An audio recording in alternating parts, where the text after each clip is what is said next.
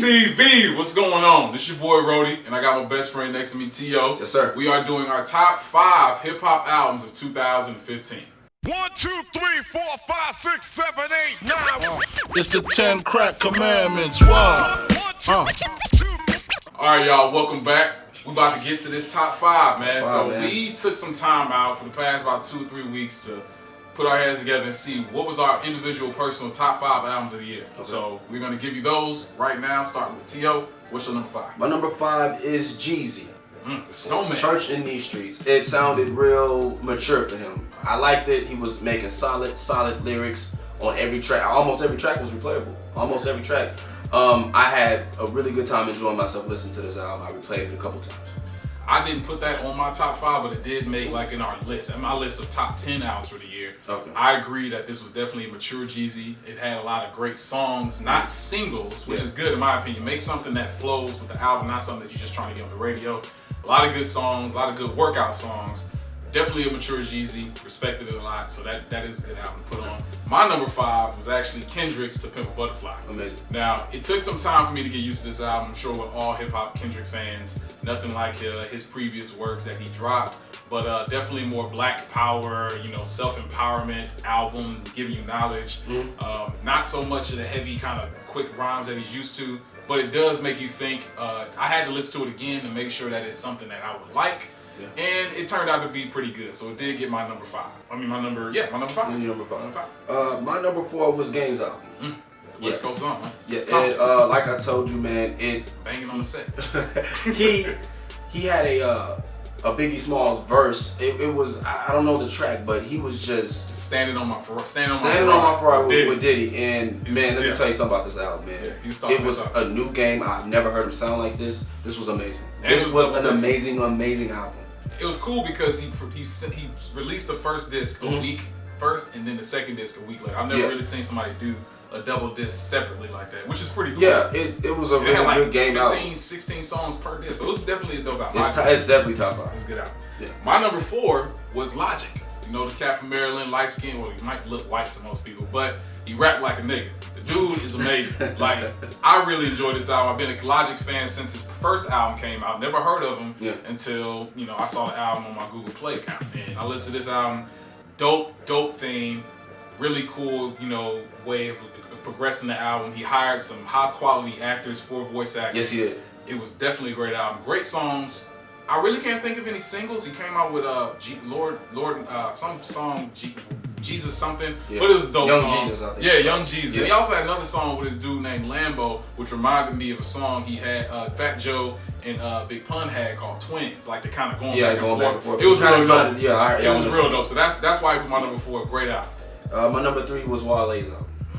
Wale was just really talking about some things that I really cared about. I know he gets a lot of flack in the media for being a quote-unquote weirdo. And emotional. Yeah, but he's not. I really believe that this man really is flying under the radar as far as respected rappers. Yeah, absolutely. But no, he made my top 5 for a reason, and the reason why is because he was spitting that shit.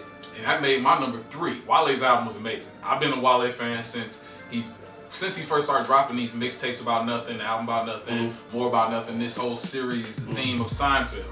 And he really went above and beyond my expectations. I pre-ordered this album because I was excited about what it was going to be. Wasn't too much of a fan of his previous album, and this reignited my feelings of loving Wale. And this being a great year for him, even aside from the whole MMG issues, this was a great album for him, and I agree with the number 3 spot. So what was your... My number 2 was Drake. If you're reading this, it's too late. I was a huge fan of this because it was, again, a surprise by Drake. Not so much an album with themes, because I'm huge on having themes, but it did have a lot of great songs and material, which I'm sure were just throwaway songs that him and 40 made. And he's like, let's just put this out. Really enjoyed a lot of songs, which I'm sure most of us did. A lot of these songs will be jamming in the next 5 years again, just because Drake, he makes great music. So that definitely had to get my number 2.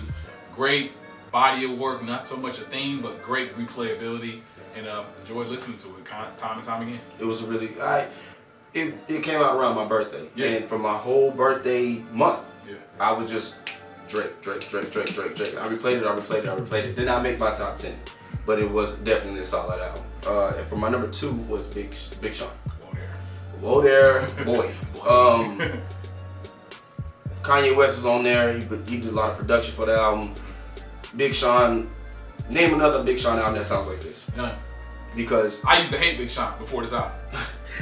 But I can see why you say that. But this one made people just that respect that he always wanted. He finally got it on this album. This was a solid Big Sean album. If you haven't heard it, you need to listen to it now. And that is my number 1 album, Big Sean album. It's called Dark Sky Paradise. I mean, it was amazing. Hands down from beginning to end, great rapping. Big Sean's rapping ability is very, very looked down upon by other people because I don't know why I don't respect him. Even Lil Wayne said in a song that Big Sean deserves more respect, and if he don't, I'm like, I'll kill myself. That's pretty much what he said. Like, Sean, yeah. The nigga can rap bars around most people. The production on this album was great. Even him opening up a little bit more about his personal feelings on his parents and his grandmother, relationships. Amazing. And of course the song he had, I don't fuck with you. I mean that was one of the hits of the year. So that's why it was my number 1. That album was amazing. Big Sean got my number 1.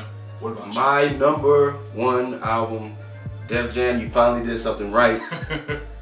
Why you didn't put more publicity behind this man, and that's Logic. This guy had a album theme. And everything flowed naturally. You were talking about the Big Pun guy, Big Gang Lambino. Lambo, yeah. This guy, man, he was talking that shit. Logic was talking that shit. I replayed this album again, and I'm telling you, I was not a Logic fan whatsoever. Yeah. I'm telling you, Logic. When we leave out of here, I'm gonna play that Logic album again because that is amazing. It really truly is a solid album. Solid album. That's all we got to say, y'all. I mean, all 5 of these albums definitely get the Showdawee stamps of approval, hands down. Yep. Let us know down below what y'all think of our countdown as far as our top 5 albums. And we'll keep this next video. It's actually going to have our next top 5 R&B albums of 2015. So y'all stay tuned for that. We're going to cut this video out. Y'all know how Showdawee T do it. Showdawee TV out.